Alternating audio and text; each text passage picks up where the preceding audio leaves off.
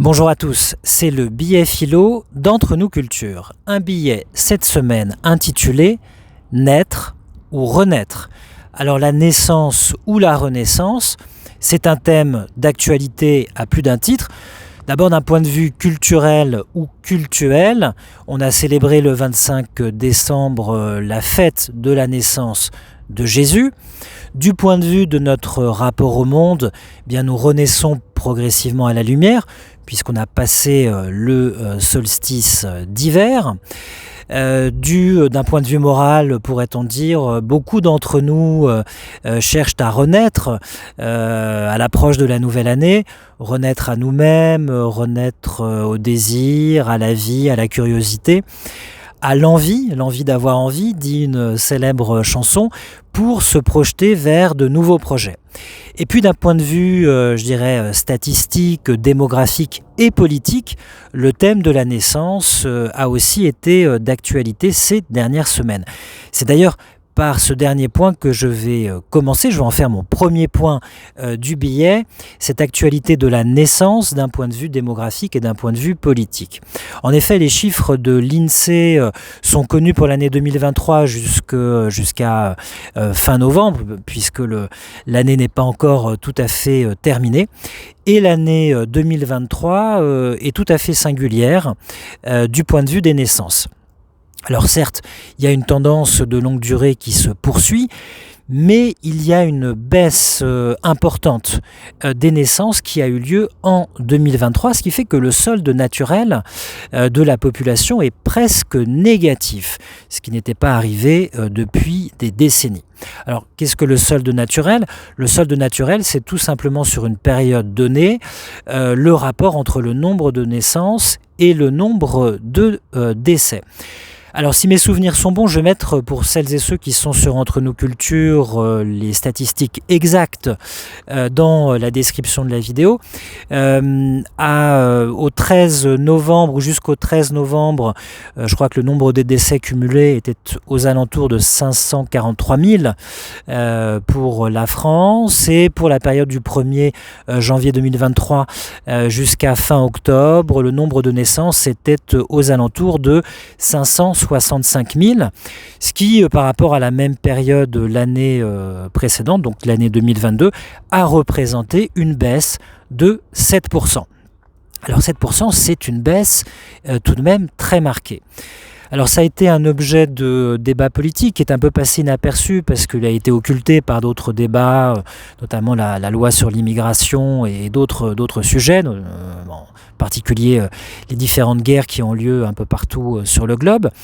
Mais ça a valu une adresse notamment au Premier ministre Elisabeth Borne, une adresse qui a été formulée par une sénatrice LR du Var, Madame Françoise Dumont. Alors ça a été publié au journal officiel du Sénat, je crois le 12 octobre 2023. Et dans cette adresse, donc, la sénatrice Madame Dumont soulignait cette baisse importante de la natalité et demandait quelles étaient les mesures prévues par le gouvernement pour favoriser la natalité.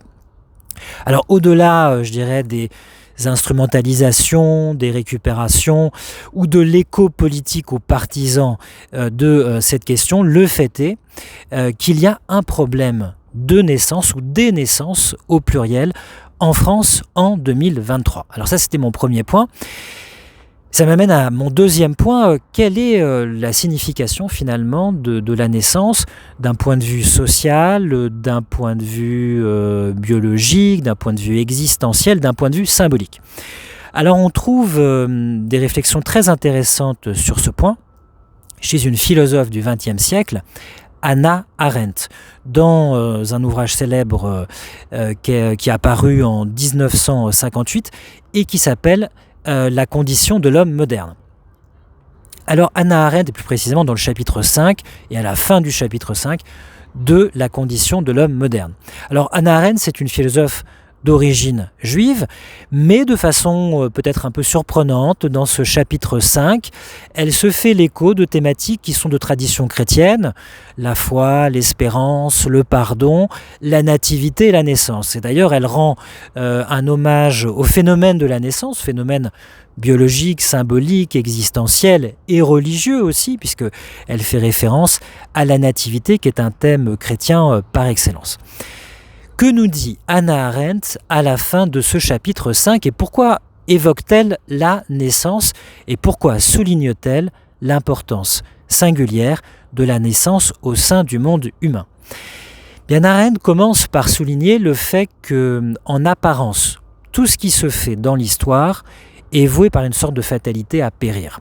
Et oui, si on pense aux régimes politiques, aux organisations sociales, aux formes de vie, aux coutumes, aux opinions, aux mœurs et aux individus que nous sommes, qui sont mortels, tout semble voué à péricliter, disparaître et se transformer, se métamorphoser. Mais un phénomène, un fait, permet de contrecarrer à la fois le cycle naturel de la naissance et de la mort, et puis cette fatalité qui conduit toute chose à périr ou à se diriger vers l'anéantissement. Et ce fait, c'est l'action. Alors Hannah Arendt pense à l'action comme étant différente du travail, parce que c'est vrai que le cycle du travail, souvent, ou même du labeur, c'est un cycle de production ou de reproduction de la vie qui est fait de répétition, qui est fait de routine, et souvent qui est fait de statu quo, de reconduction des conditions existantes. Donc quand elle pense à l'action, elle pense à l'action créatrice, à l'action novatrice, innovante, instauratrice, voire restauratrice, à l'action qui permet des découvertes, qui permet des progrès. Et donc cette action qui est une nouveauté, ou l'instauration, l'injection pourrait-on dire d'une nouveauté récurrente toujours dans le monde humain, elle s'appuie sur un fait qui est la naissance d'hommes ou de femmes nouvelles. Et Hannah Arendt nous dit, mais finalement, cette naissance d'hommes ou de femmes nouvelles, elle porte avec elle un nouveau regard sur le monde, de nouvelles attentes, de nouveaux désirs, de nouvelles formes de vie, de nouvelles façons de se projeter vers l'avenir. Et elle porte en elle cette naissance de vertus qui étaient inconnues de l'Antiquité, notamment de l'Antiquité gréco-latine, à savoir la foi et l'espérance. Alors pourquoi est-ce qu'Hannah Arendt dit ça? Parce que l'espérance était conçue par notamment les Grecs de l'Antiquité comme un mal, comme l'un des maux qui frappe la vie humaine. L'un des mythes qui le montre de façon tout à fait claire, c'est le mythe de Pandore, Pandora en grec, qui est la première femme qui a été donnée par les dieux aux hommes pour leur malheur. Ça, c'est la vision des Grecs. Vous connaissez peut-être le mythe de Prométhée. Vous savez que Prométhée avait volé le feu aux dieux, qu'il l'avait donné aux hommes, et que Zeus donc décide de châtier Prométhée et les hommes. Il châtie Prométhée en le clouant sur un rocher du mont Caucase et en le condamnant à ce qu'un vautour dévore son foie tous les jours. Le foie qui se régénère pendant la nuit et qui est de nouveau dévoré. Alors ce titan, donc Prométhée, est cloué sur le mont Caucase, mais Zeus décide de se venger aussi des hommes qui ont récupéré le feu, cette puissance du feu. Et il décide de forger la première femme, et donc tous les dieux vont s'y mettre, c'est pour ça qu'on l'appelle Pandora. Pan, ça veut dire tout, et Doron, ça veut dire le cadeau, c'est le cadeau de tous les dieux, puisque Zeus demande à Héphaïstos de créer un corps magnifique, un corps de femme magnifique. Athéna, elle s'y met elle aussi, elle donne l'habileté, notamment l'habileté artisanale, à cet être auquel on va insuffler la vie. Aphrodite, qui est la déesse de la beauté, donne la grâce, la parure, la beauté à cette première femme. Et puis Hermès lui donne, nous dit le mythe, la ruse, la capacité de mensonge et de dissimulation. Et Zeus offre cette première femme au frère de Prométhée, qui est Épiméthée. Épiméthée ne se souvient pas de la mise en garde que son frère lui avait faite. Prométhée lui avait conseillé de ne jamais accepter un présent des dieux. Et Épiméthée accueille cette femme et elle vient avec une urne ou une jarre dans ses malles, pourrait-on dire, les malles de la mariée. Et cette urne contient tous les maux potentiels de la vie humaine. Et comme elle a une curiosité, elle ouvre le couvercle de cette jarre ou de cette urne et les maux de la vie humaine sortent.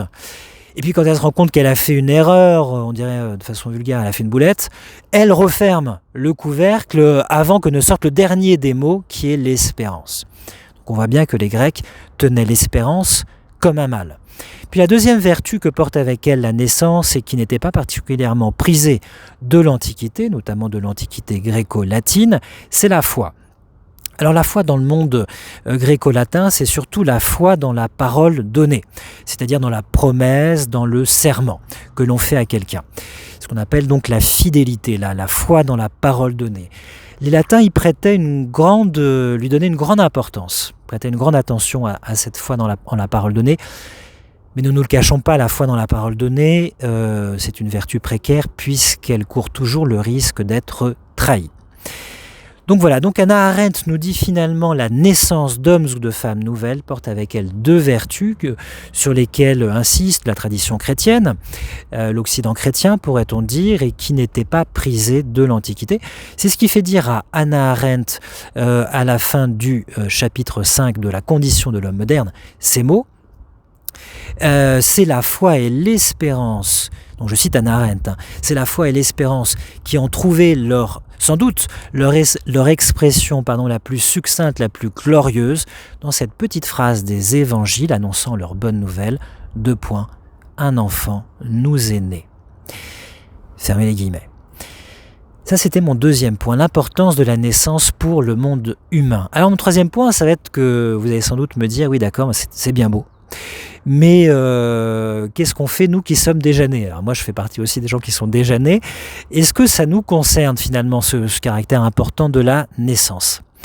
Eh bien oui, parce que la naissance, ça n'est pas simplement un fait biologique ponctuel, un fait du calendrier, un fait chronologique, pas simplement une date sur un calendrier. Naître, la naissance, c'est aussi renaître. Et oui, nous renaissons tous. Je l'ai dit au début du billet, on traverse tous des épreuves dans la vie. On vit tous des moments de doute, des moments d'incertitude, des moments de désespoir, de séparation, de repli, de retrait, de deuil. On vit tous des moments difficiles, de déchirure parfois, etc.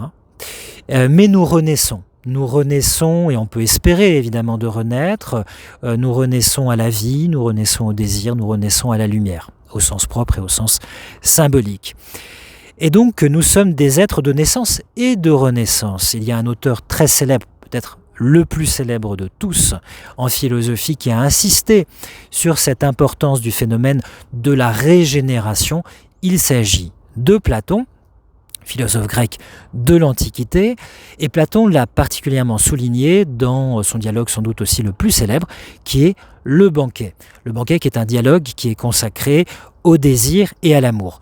Et dans ce dialogue, où il y a plusieurs personnages, il y a notamment Socrate, et Socrate, le secret, le sens profond du désir ou de l'amour, le secret du désir ou de l'amour lui a été révélé par un autre personnage qui est Diotime. C'est une femme, c'est une prêtresse, elle vient de la ville de Mantinée, qui est une ville grecque, on l'appelle dans le dialogue la prêtresse de Mantinée. Et qu'a révélé Diotime à Socrate au sujet de la naissance, de la renaissance ? Elle lui a dit la chose suivante, c'est que parmi les désirs les plus profonds des êtres mortels, et donc de l'être humain qui est mortel, il y a le désir de l'immortalité. Alors, comment atteint-on l'immortalité ? On l'atteint pour un être mortel par la naissance ou par la renaissance, c'est-à-dire par le fait de donner naissance à d'autres êtres que soi, par le fait de donner naissance aussi à des choses qui nous survivent, et par le fait aussi de se régénérer. Et Diotime, donc Socrate, qui se fait l'écho de Diotime, parle notamment du corps. Le corps se régénère, il parle des os, des cheveux, du sang, du corps tout entier qui se régénère. Nous, on parlerait maintenant des cycles cellulaires, et donc les états anciens du corps meurent et le corps se renouvelle tout au long de notre vie. Et puis, il est aussi question de notre psychisme, de notre âme, puisque Platon croit en l'existence de l'âme. Notre psychisme et notre âme aussi se renouvellent et passent par des moments de mort ou de disparition successives. Pourquoi ? Parce que nos sensations, nos imaginations, nos mœurs, nos coutumes, nos opinions, tout ça meurt en nous, disparaît, donne naissance à de nouvelles choses. Même l'acte de connaître, même la connaissance, est remplacé par l'oubli. On oublie ce qu'on savait, on ne l'a plus à l'esprit, et puis on se ressouvient d'une chose qu'on connaît, etc. Donc le psychisme ou l'âme elle aussi traverse des états qui finissent par mourir, disparaître et donner naissance à d'autres états d'âme, d'autres actions, d'autres actes d'intelligence et de connaissance. D'ailleurs, si on veut être tout à fait précis, aux yeux de Platon, c'est l'âme qui est le principe de vie du corps. Une fois que l'âme a quitté le corps, une fois qu'elle ne sait plus, qu'elle a cessé de s'incarner dans le corps qui est laissé à lui-même est une chose mortelle, il dépérit de lui-même. Donc voilà ce sur quoi insiste Platon par la bouche de Socrate, ou même par la bouche de Diotima, c'est que nous traversons des morts successives et nous renaissons. Alors bien sûr, il y a un bémol, cette capacité qui est la nôtre de nous régénérer, elle perd en intensité avec le temps, et nos cycles cellulaires, ils sont limités. C'est ce qui fait qu'à la fin, nous mourrons. Mais si nous n'avions pas cette capacité de nous refabriquer constamment, eh bien, notre vie ne pourrait pas se prolonger. Nous sommes donc des êtres de naissance et des êtres de renaissance. Je l'ai dit, nous traversons des moments de deuil, de rupture, de difficultés, tout un ensemble d'états qui sont passagers, et nous renaissons à la vie, au désir, à d'autres choses, ce qui fait que, d'une certaine façon, nous surpassons la mort à bien des reprises. Cette capacité de surpasser la mort, de dépasser la mort, finalement, elle donne l'explication d'une formule si énigmatique qu'on trouve chez Michel de Montaigne. Alors moi, je saute quelques siècles, puisque Michel de Montaigne, c'est un penseur français du XVIe siècle. Et Michel de Montaigne a une formule tout à fait énigmatique dans ses essais qui ont paru en 1580. Dans le livre 3, chapitre 13, il dit la chose suivante au sujet de la mort. La mort, vous la tuez plus souvent qu'elle ne vous tue. C'est extraordinaire. Ça veut dire qu'en fait, on survit à de nombreuses morts. C'était mon troisième point. Eh bien, en cette période qui précède la nouvelle année, et indépendamment de toute croyance religieuse, je vous souhaite à toutes et à tous de bien renaître. Et avant de vous dire au revoir, je fais un petit rappel pour celles et ceux qui voudraient participer au cours de philo qui commence donc la semaine, c'est du 8 janvier. N'hésitez pas à m'envoyer un petit mail, donc c'est contact@kailos.fr, KHEILOS.fr, pour vous inscrire, pour avoir toutes les informations complémentaires. Merci de votre attention, merci de votre écoute. Bonne poursuite de fête et je vous dis à très bientôt, bonne journée ou bonne soirée.